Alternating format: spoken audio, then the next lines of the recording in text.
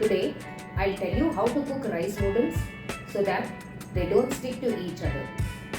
Now, before starting the cooking, make sure that you break the rice noodles with your hand to the necessary length which is required.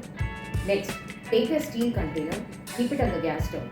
Add required amount of water into the container. Always, the water level should be 1.5 inches above the level of the noodles which is added. Now, start boiling the plain water in such a way that it has high temperature and add the required amount of salt. Now off the gas stove.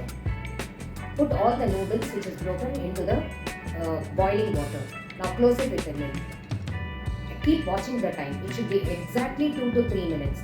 Now with this limited time is just sufficient enough for the rice noodles to get cooked nicely and the salt to get absorbed in it.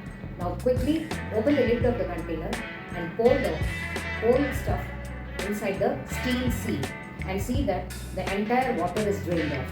Now quickly take this and keep it under the cold water, running cold water.